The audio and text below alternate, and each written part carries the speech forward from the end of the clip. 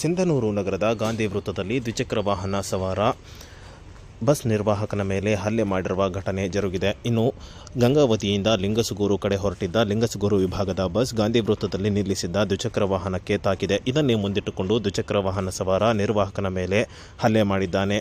ಇನ್ನು ಹಲ್ಲೆ ಮಾಡುತ್ತಿದ್ದಂತೆ ಈ ಒಂದು ವೃತ್ತದಲ್ಲಿ ಸುಮಾರು 2 ಗಂಟೆಗಳ ಕಾಲ ಟ್ರಾಫಿಕ್ ಜಾಮ್ ಉಂಟಾಗಿದೆ. ಇನ್ನು ಟ್ರಾಫಿಕ್ ಜಾಮ್ ಉಂಟಾಗಿ ಗಲಾಟೆಯಾಗುತ್ತಿದ್ದಂತೆ ಸ್ಥಳಕ್ಕೆ ಆಗಮಿಸಿದ ಟ್ರಾಫಿಕ್ ಪೊಲೀಸರು ಇಬ್ಬರನ್ನು ಸಂಧಾನ ಮಾಡಿ ಜಗಳ ನಿವಾರಣೆ ಮಾಡಿದ್ದಾರೆ ಮತ್ತು ಟ್ರಾಫಿಕ್ ಕ್ಲಿಯರ್ ಮಾಡಿದ್ದಾರೆ. ಇನ್ನು ಘಟನೆಗೆ ಸಂಬಂಧಪಟ್ಟಂತೆ ನಗರ ಟ್ರಾಫಿಕ್ ಪೊಲೀಸ್ ಸ್ಟೇಷನ್ನಲ್ಲಿ ಪ್ರಕರಣ ದಾಖಲಾಗಿದೆ.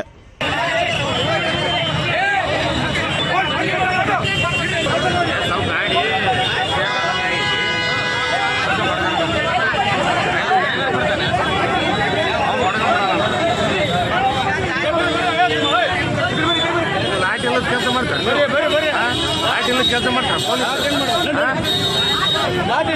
ಜೀವ ಹೋಗ್ತಾ ನೋಡ ಎಲ್ಲ ಸತ್ತ ಬರ್ತಾರೆ ನೋಡ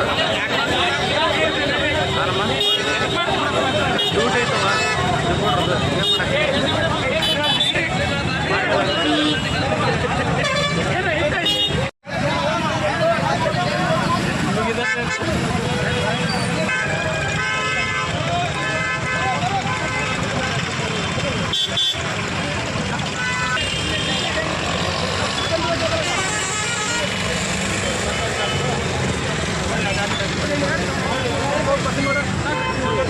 Sai,